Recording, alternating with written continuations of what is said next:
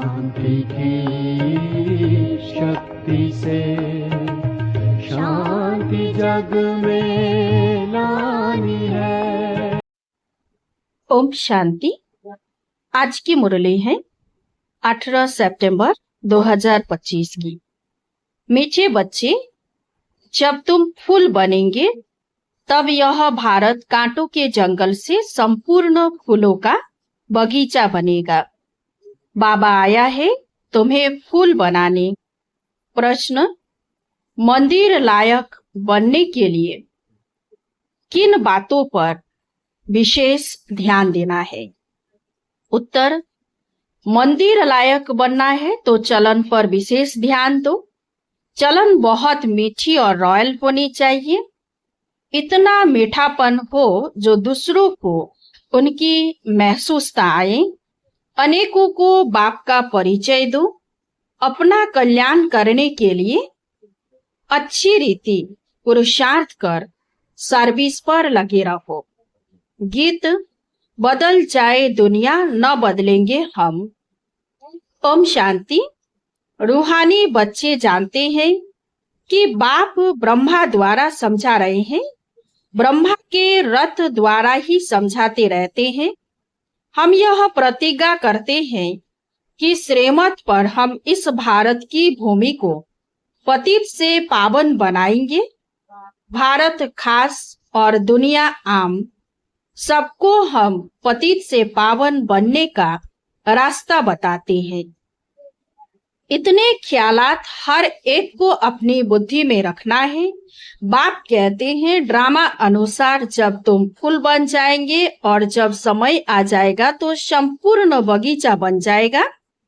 बागवान भी निराकार को कहा जाता है, माली भी निराकार को कहा जाता है, साकार को नहीं। माली भी आत्मा है, न कि शरीर। बागवान भी आत्मा है। बाप समझाएंगे तो जरूर शरीर द्वारा ना, शरीर के साथ ही उनको माली बागवान कहा जाता है। जो इस विश्व को फूलों का बगीचा बनाते हैं।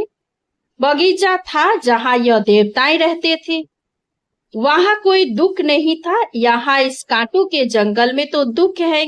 रावण का राज्य है, कांटों का जंगल है, फट से कोई फूल नहीं बनते। देवताओं के आगे जाकर गाते भी है कि हम जन्म जन्मांतर के पापी हैं, अजामिल है, ऐसी प्रार्थना करते हैं। अब आकर हमको पुण्य आत्मा बनाओ।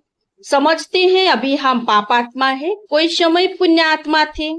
अभी इस दुनिया में पुण्य आत्माओं के सिर्फ चित्र है, राजधानी के हेड्स के चित्र है, और उन्हों को ऐसा बनाने वाला निराकार शिव है। उनका चित्र है बस, और कोई चित्र है नहीं। इसमें भी शिव का तो बड़ा लिंग बना देते हैं। कहते भी है कि आत्मा स्टार मिसल है, तो जरूर बाप भी ऐसा होगा ना, परंतु उनकी पूरी पहचान नहीं है। इन लक्ष्मी नारायण का विश्व में राज्य था। इनके लिए कहाँ भी कोई ग्लानि की बात नहीं लिखते। बाकी श्री कृष्ण को द्वापर में कब कहाँ ले जाते। लक्ष्मी नारायण के लिए सब कहेंगे स्वर्ग के मालिक थे। यह है तुम्हारी एम ऑब्जेक्ट। राधे कृष्ण कौन है? मनुष्य बेचारे एकदम मुंझे हुए हैं, कुछ नहीं समझते। जो बाप द्वारा समझते हैं वह समझाने लायक भी बनते हैं, नहीं तो लायक बन नहीं सकते। दैवी गुण धारण कर नहीं सकते। भल कितना भी समझाओ, परंतु ड्रामा अनुसार ऐसा होना ही है। तुम अभी खुद समझते हो। हम सब बच्चे बाप की श्रीमत पर भारत की रूहानी सर्विस करते हैं। अपने ही तन मन धन से प्रदर्शनी अथवा म्यूजियम आदि में पूछते हैं तुम भारत की क्या सेवा करते हो? तुम जानते हो हम भारत की बहुत अच्छी सर्विस करते हैं। जंगल से बगीचा बना रहे हैं। सतयुग है गार्डन, यह है कांटों का जंगल। एक दो को दुख देते रहते हैं, यह तुम अच्छी रीति समझा सकते हो। लक्ष्मी नारायण का चित्र भी बहुत अच्छा बनाना चाहिए। मंदिरों में बहुत खूबसूरत चित्र बनाते हैं, कहाँ गोरा कहाँ सांवरा चित्र बनाते। उनका क्या राज है यह भी समझते नहीं। तुम बच्चों को अभी यह सारा ज्ञान है। बाप कहते मैं आकर सबको मंदिर लायक बनाता हूँ, परंतु सब मंदिर लायक नहीं बनते हैं। प्रजा को तो मंदिर लायक नहीं कहेंगे ना। प्रजा उन्हों की होगी जो पुरुषार्थ कर बहुत सर्विस करते हैं। तुम बच्चों को रूहानी सोशल सर्विस भी करनी है। इस सेवा में अपना जीवन सफल करना है। चलन भी बहुत मीठी सुंदर होनी चाहिए, जो औरों को भी मीठेपन से समझा सके। खुद ही कांटा होगा तो किसी को फूल कैसे बनाएंगे? उनका तीर पूरा लगेगा नहीं। बाप को याद नहीं करते होंगे तो तीर कैसे लगेगा? अपने कल्याण के लिए अच्छी रीति पुरुषार्थ कर सर्विस में लगे रहो। बाप भी सर्विस पर है ना, तुम बच्चे भी दिन रात सर्विस पर रहो। दूसरी बात समझाते हैं, शिव जयंती पर बहुत बच्चे तारे भेज देते हैं। उनमें भी ऐसी लिखत लिखनी चाहिए जो वह तारे किसी को भी दिखाए तो समझ जाए आगे के लिए क्या करना है, उसका पुरुषार्थ किया जाता है। सेमिनार भी इसलिए करते हैं कि क्या क्या सर्विस करें, जो बहुतों को बाप का परिचय मिले। तारे ढेर रखी है, इनसे बहुत काम ले सकते हो। एड्रेस डालते हैं, शिव बाबा केयर ऑफ ब्रह्मा। प्रजापिता ब्रह्मा भी है, वह रूहानी पिता, वह जिस्मानी। उनसे जिस्मानी रचना रची जाती है। बाप है मनुष्य सृष्टि का रचता। कैसे रचना रचते हैं यह दुनिया भर में कोई नहीं जानते। बाप ब्रह्मा द्वारा अब नई रचना रच रहे हैं। ब्राह्मण है चोटी, पहले पहले ब्राह्मण जरूर चाहिए। विराट रूप की है यह चोटी। ब्राह्मण, देवता, क्षत्रिय, वैश्य, शूद्र। पहले शूद्र तो नहीं हो सकते। बाप ब्रह्मा द्वारा ब्राह्मण रचते हैं। शूद्र कैसे और किस द्वारा रचेंगे? तुम बच्चे जानते हो कैसे नई रचना रचते हैं। यह एडॉप्शन है बाप की। कल्प कल्प बाप आकर शूद्र से ब्राह्मण बनाते हैं, फिर ब्राह्मण से देवता बनाते हैं। ब्राह्मणों की सर्विस बहुत ऊंची है। वह ब्राह्मण लोग खुद ही पवित्र नहीं है तो दूसरों को पवित्र कैसे बनाएंगे? कोई भी ब्राह्मण सन्यासी को कभी राखी नहीं बांधेंगे। वह कहेंगे हम तो है ही अपवित्र। तुम अपना मुंह देखो। तुम बच्चे भी कोई से राखी नहीं बंधवा सकते हैं। दुनिया में तो सब एक दो को बांधते हैं, बहन भाई को बांधती है। यह रिवाज अभी निकला है। अभी तुम शूद्र से ब्राह्मण बनने के लिए पुरुषार्थ करते हो, समझाना पड़ता है। मेल फीमेल दोनों पवित्रता की प्रतिज्ञा करते हैं। दोनों बता सकते हैं कि हम कैसे बाप की श्रीमत से पवित्र रहते हैं। अंत तक इस काम विकार पर जीत रहे तो पवित्र जगत का मालिक बनेंगे। पवित्र दुनिया सतयुग को कहा जाता है, सो अब स्थापन हो रही है। तुम सब पवित्र हो। विकार में गिरने वाले को राखी बांध सकते हो। प्रतिज्ञा कर और फिर पतित बने तो कहेंगे तुम राखी बंधवाने आए थे, फिर क्या हुआ? कहेंगे माया से हार खा ली। यह है युद्ध का मैदान। विकार बड़ा दुश्मन है। इन पर जीत पाने से जगत जीत अर्थात राजा रानी बनना है। प्रजा को जगत जीत नहीं कहेंगे। मेहनत तो राजा रानी करते हैं ना, कहते भी है हम तो लक्ष्मी नारायण बनेंगे। लक्ष्मी नारायण के बाद उनके तखत पर जीत उनके बच्चे की होती है। वह लक्ष्मी नारायण फिर दूसरे जन्म में नीचे चले जाएंगे। भिन्न नाम रूप से बच्चे को गद्दी मिलती है तो उच्च नंबर गिना जाएगा। पुनर्जन्म तो लेते हैं ना, बच्चा तखत पर बैठेगा तो वह सेकंड ग्रेड हो जाएगा। ऊपर वाला नीचे, नीचे वाला ऊपर आ जाएगा। तो अब बच्चों को ऐसा उच्च बनना है तो सर्विस में लग जाना चाहिए। पवित्र होना भी बहुत जरूरी है। बाप कहते हैं मैं पवित्र दुनिया बनाता हूँ। अच्छा, पुरुषार्थ थोड़े करते हैं, पवित्र तो सारी दुनिया बन जाती है। तुम्हारे लिए स्वर्ग की स्थापना करते हैं। यह ड्रामा अनुसार होना ही है। यह खेल बना हुआ है तुम पवित्र बन जाते हो, फिर विनाश शुरू हो जाता है, सतयुग की स्थापना हो जाती है। ड्रामा को तो तुम समझ सकते हो। सतयुग में था देवताओं का राज्य, अभी नहीं है, फिर होना है। तुम हो रूहानी मिलिट्री। तुम 5 विकारों पर जीत पाने से जगत जीत बनने वाले हो। जन्म जन्मांतर के पाप काटने के लिए बाबा युक्तियां बताते हैं। बाप एक ही बार आकर युक्ति बताते हैं। जब तक राजधानी स्थापन न हो जाए तब तक विनाश नहीं होगा। तुम बहुत गुप्त वॉरियर्स हो। सतयुग होना ही है कलयुग के बाद। फिर सतयुग में कभी लड़ाई होती नहीं। तुम बच्चे जानते हो, सब आत्माएं जो भी पाठ बजाती है वह सब नूंधा हुआ है। जैसे कठपुतलियां होती है ना, ऐसे नाचती रहती है।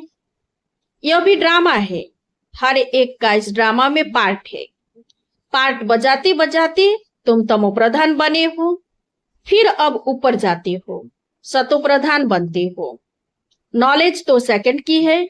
सतो प्रधान बनते हैं, फिर गिरते गिरते तमो प्रधान बनते हैं। फिर बाप ऊपर ले जाते हैं। वास्तव में वह मछलियां तार में लटकती है, इस तार में मनुष्यों को डालना चाहिए। ऐसे उतरती कला फिर चढ़ती कला होती है। तुम भी ऐसे चढ़ते हो, फिर उतरते उतरते नीचे आ जाते हो। 5000 वर्ष लगते हैं ऊपर जाकर फिर उतरने में। यह 84 का चक्र तुम्हारी बुद्धि में है। उतरती कला और चढ़ती कला का राज बाप ने ही समझाया है। तुम्हारे में भी नंबरवार जानते हैं और फिर पुरुषार्थ करते हैं। जो बाप को याद करते हैं वह जल्दी ऊपर जाते हैं। यह प्रवृत्ति मार्ग है। जैसे जोड़ी को दौड़ाते हैं तो जोड़ी का एक एक पांव बांधते हैं, फिर दौड़ते हैं। यह भी तुम्हारी दौड़ी है। कोई की प्रैक्टिस नहीं होती है तो गिर पड़ते हैं। इसमें भी ऐसे होता है, एक आगे बढ़ता है तो दूसरा रोक लेता है, कहाँ दोनों गिर पड़ते हैं। बाबा वंडर खाते हैं। बूढ़ों को भी काम की आग लगती है तो वह भी गिर पड़ते हैं। ऐसे थोड़े ही उसने गिराया। गिरना न गिरना अपने हाथ में है। कोई धक्का थोड़े ही देते हैं। हम गिरे क्यों? कुछ भी हो जाए हम गिरेंगे नहीं। गिरे तो खाना खराब, जोर से चमाट लगती है, फिर पछताते भी है। हड्डी हड्डी टूट जाती है, बहुत चोट लगती है। बाबा भिन्न भिन्न प्रकार से समझाते रहते हैं। यह भी समझाया शिव जयंती पर तारे ऐसी आनी चाहिए जो मनुष्य पढ़ने से समझ जाए। विचार सागर मंथन करने के लिए बाबा टाइम देते हैं। कोई देखे तो वंडर खाए। कितनी चिट्ठियां आती हैं, सब लिखते हैं बाप दादा। तुम समझा भी सकते हो। शिव बाबा को बाप, ब्रह्मा को दादा कहते हैं। एक को कभी कोई बाप दादा कहते हैं क्या? यह तो वंडरफुल बात है। इसमें सच्चा सच्चा ज्ञान है, परंतु याद में रहे तब किसी को तीर भी लगे। घड़ी घड़ी देह अभिमान में आ जाते हैं। बाप कहते हैं आत्म अभिमानी बनो। आत्मा ही शरीर धारण कर पाठ बजाती है। कोई मरता है तो भी कोई ख्याल नहीं। आत्मा में जो पाठ की नूंद है उसको हम साक्षी वो देखते हैं। उनको एक शरीर छोड़ दूसरा ले पाठ बजाना है। इसमें हम कर ही क्या सकते हैं? यह ज्ञान भी तुम्हारी बुद्धि में है, वो भी नंबरवार। कईयों की बुद्धि में तो ठहरता ही नहीं, इसलिए किसी को समझा नहीं सकते। आत्मा बिल्कुल ही गरम तवा तमोप्रधान पतित है। उन पर ज्ञान अमृत डाला जाता है तो ठहरता नहीं। जिसने बहुत भक्ति की है उनको ही तीर लगेगा, झट धारणा होगी। हिसाब ही वंडरफुल है। पहले नंबर में पावन, वे ही फिर पतित बनते हैं। यह भी कितनी समझने की बातें होती है। कोई की तकदीर में नहीं है तो पढ़ाई को छोड़ देते हैं। अगर छोटेपन से ही नॉलेज में लग जाए तो धारणा होती जाएगी। समझेंगे इसने बहुत भक्ति की हुई है, बहुत होशियार हो जाए, क्योंकि ऑर्गन्स बड़े होने से फिर समझ भी जास्ती आती है। जिस्मानी रूहानी दोनों तरफ अटेंशन देने से फिर वह असर निकल जाता है। यह है ईश्वरीय पढ़ाई, फर्क है ना। परंतु जब वह लगन भी लगे ना। अच्छा, मीठे मीठे सिकिलधे बच्चों प्रति माता पिता बाप दादा का याद प्यार और गुड मॉर्निंग। रूहानी बाप की रूहानी बच्चों को नमस्ते।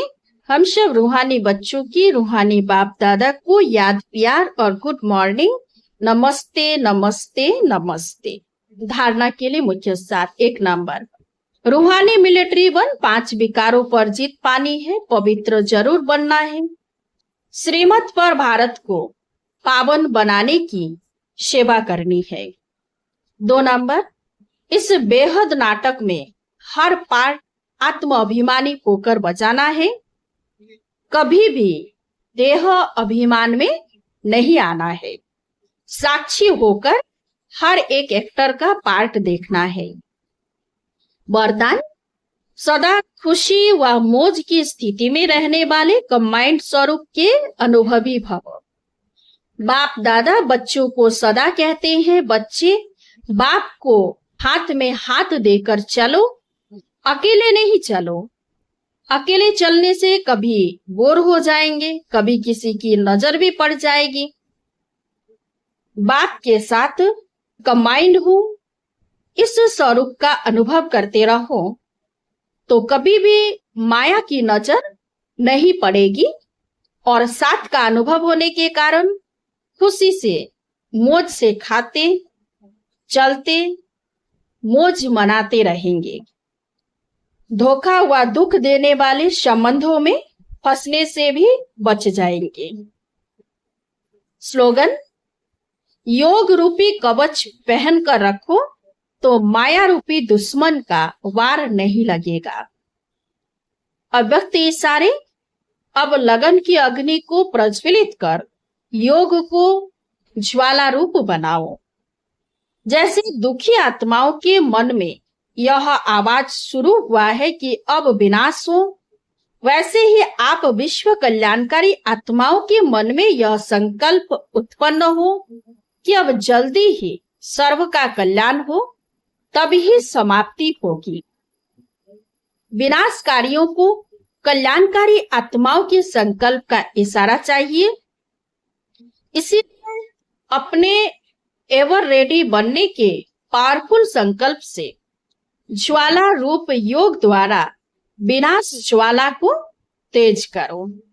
अच्छा, ओम शांति। इस चैनल को सब्सक्राइब कीजिए, लाइक कीजिए, कमेंट कीजिए और शेयर कीजिए। शांति की शक्ति से शांति जग में